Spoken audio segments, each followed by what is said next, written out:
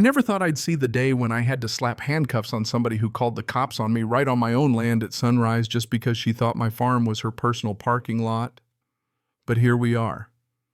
Picture this: 1 minute I'm out fixing a busted fence post, minding my business, enjoying the quiet, that good kind of morning where you actually taste your coffee. Next minute, a blinding white SUV comes barreling through my front gate like she owns the place, not even slowing down for the no trespassing signs, dust flying everywhere, just full speed ahead. Now out steps this woman in pink polyester sunglasses so big they could double as satellite dishes, strutting like she's the Queen of Texas. She doesn't ask. She doesn't explain. She just flat out announces, loud as you please, that she's parking on my land because, and I quote, "The HOA has authority over everything within a mile." I tell her to leave. She laughs in my face. Next thing I know, she hauls off and slaps me, then dials 911, wailing about how I attacked her. Best part: she had no idea the dangerous farmer she's trying to get locked up is the actual sheriff for this whole county. You can't make this stuff up. Let me back up a sec. Mornings out here on the farm are sacred.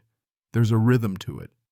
Sun burning through the mist, boots in the dirt, the goats fussing for breakfast, my mental checklist rolling through: fix the fence, check the orchard, refill the water tank. That kind of honest work shapes a person. After 20 years, I wouldn't trade it for anything. But peace doesn't last long when you live next door to an HOA. See, the subdivision next to my place is just 3 years old, big fancy, packed with folks who want country living but don't want the dirt or the critters or the reality that comes with it. These are the kind of people who ask if cows smell worse in the winter. Folks who think tractors are just big, loud lawn ornaments. And worst of all, people who genuinely believe their HOA badge gives them dominion over every blade of grass they can see from their backyard. From the day those houses started popping up, their board sent me letter after letter dressed up real nice, always partnership opportunities, which is code for, "We want your land for our playground trails or dog parks." Every time. Absolutely not. This is my land. My sweat built it. Not some backdrop for bored suburbanites. Most of them took the hint, except for Amber Hartley, the self-crowned queen bee of that HOA. Everybody else just calls her Karen, and honestly, she wears it like a badge. We'd crossed paths once before, her demanding a neighbor discount on eggs because my property value helps your business. I told her my hens didn't know how to lay discount eggs. She left cussing and huffing, and I figured that was that. Clearly, I was wrong. The day this all went down, I'm in the north pasture patching up a storm-damaged fence. Goats grumbling behind me. I'm humming, drinking in that fresh, wet soil smell when I hear the too fast crunch of tires. I turn around, and here comes this white SUV flying up my private driveway through the dust, past every no trespassing sign I own, straight through my gate. I drop my tools, get in her path, arms waving, but she only stops when she's practically got my boots under her tires. Window rolls down, and there she is. "Excuse you?" she snaps like, "I'm the one in the wrong. You almost made me spill my latte." Then she slams the door. Sunglasses glinting, lips pursed. "Move." "I'll be parking back there," she says like she's ordering takeout. "Back there?" I ask, thinking I've misheard. She's already pointing to my pasture. "The HOA is conducting a trail survey today. My committee's assessing the area." My jaw about hits the gravel. "This is private land," I say slow and steady. "You're not parking here. You're not surveying here. Your HOA has zero say over this property." She laughs, big and brassy. "Oh, please, it's all community space. The board agrees your land would be perfect for a walking trail." Now, I'm patient, but not a doormat.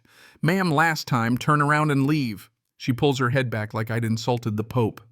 "Are you telling me what to do? I'm the HOA president. I make decisions for the whole area. For the subdivision, I tell her. Not the county, not my farm." She rolls her eyes, brushes past me, and tromps toward my gate boots, sinking in the dirt, acting like she's picking out produce at the store, plucking a clover, sniffing it, tossing it aside. "This area will be perfect. Might need gravel," she's muttering. I cut her off. "You're trespassing." That's when her face turns nasty. "You don't know who you're talking to." "Oh, I do. Leave, now." She laughs again, but meaner this time. "You think a farmer can threaten me? I have influence. I'll get you fined, evicted, shut down." Now, I've heard a lot of threats in this line of work. This one just sounded desperate. "Ma'am, go back to your car. And out of nowhere, she slaps me. Right across the cheek, open hand, sharp enough to sting. Don't you dare tell me what to do. I'll call the police. She storms back to her SUV, peels off right through my new saplings, crunching every one, then clips the fence with her bumper. Dust boiling behind her as she's dialing 911, screaming about a violent farmer. I don't chase her. I don't have to. See, here's what she doesn't know. I'm the guy who commands every patrol car in this county. When she calls 911, it comes straight to me. By the time I get to the driveway, my deputies are already there. Garcia on the radio, Newman and Riley on the scene trying not to laugh. Karen's pacing, waving, yelling, "Arrest him." He tried to strangle me. He stole my purse. He threatened my dog. She didn't have a purse, and she sure didn't bring a dog. When I finally step through the fence, she looks at me like I'm salvation. Finally. An officer. She shrieks. I've been assaulted. I let her go on. Then I ask, "Ma'am, tell me what happened." She spins, lays it on thick. I was conducting official HOA business as president. This lunatic attacked me when I tried to inspect public land. I blink deadpan. Public land. Yes. She says the whole place belongs to the community. Riley points out her tire tracks, the busted saplings, the bent gate. Karen gasps. I had to escape. I feared for my life. I turn to her. Do you have proof you were assaulted? She touches her cheek. Look. It's practically bruised. Riley looks, "Ma'am, that's sunburn." She pulls away, sputtering. By now, Garcia pulls up with a clipboard. Sheriff got the reports. Karen freezes. Sheriff. Why would we need a sheriff? I show my badge. That'd be me, ma'am. She stares, mouth opening and closing. No. No. This is harassment. Deputies arrest him. Newman shrugs. Ma'am, he's our boss. That's when the penny drops. I called 911. She wails. I reported a crime.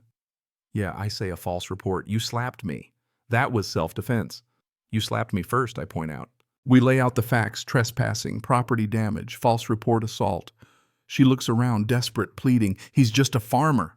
That's when I quietly cuff her, listing the charges, her hands shaking, her eyes wild with disbelief. No, I'm HOA. I'm important.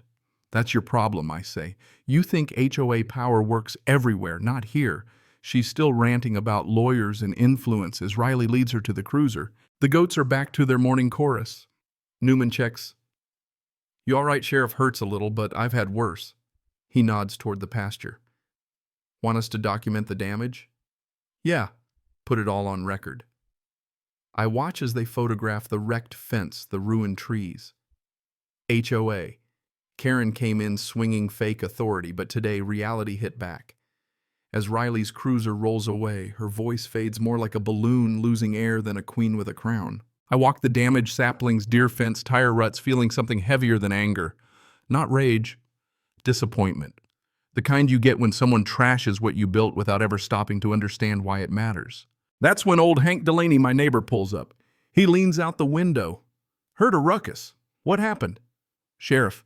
Sounded like a goose fight, and a car crash had a baby. I laugh. HOA president trespassed, slapped me, ran over my trees, called the cops. He stares, then howls with laughter. She called the cops on you. She knows now. He helps me fix the fence.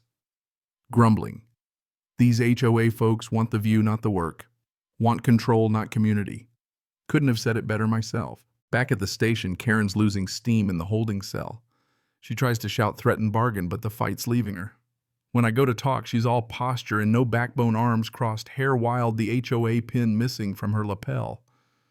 We talk. She cycles through excuses, insists she was helping the neighborhood. Your board wanted a trail, a garden, a playground on my land, I remind her. You called it unused. It's my life's work. For the first time, her voice cracks. I just thought community mattered.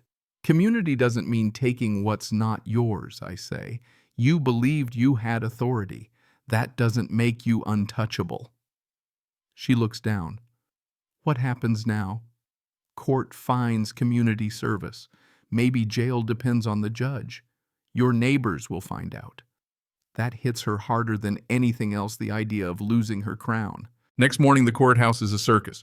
The HOA board's out front, some looking to argue, others embarrassed. In court, Karen's smaller, no blazer, no sunglasses, just a worn-out public defender. The judge listens, then Karen pleads guilty.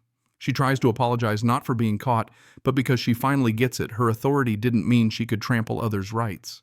The judge gives her community service fines, restitution, and bans her from HOA leadership for 2 years. That gasp from the board is louder than anything Karen ever said. Outside, the HOA's already bickering, blaming each other, grumbling about how I should have backed down. I walk past them toward home. The farm's peaceful again. I fix the fence feed. The goats breathe in that clean country air.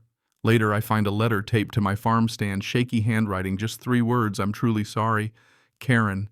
I stand there letting it sink in. People mess up sometimes big, but the only way out is through by taking responsibility. At the end of the day, boundaries matter, fence lines, laws, respect. Karen let power blind her, and it cost her everything. But she owned up. That's a start. If you've ever had to stand your ground against a bully or an overreaching HOA, you know the exhaustion. But don't let anyone tell you protecting your rights is selfish. Justice matters. Decency matters. And if you got anything from this story, drop your thoughts in the comments. I'd love to hear if you've ever had to fight for what's right. And hey, subscribe for more wild HOA tales. There's always another story waiting on the other side of the fence.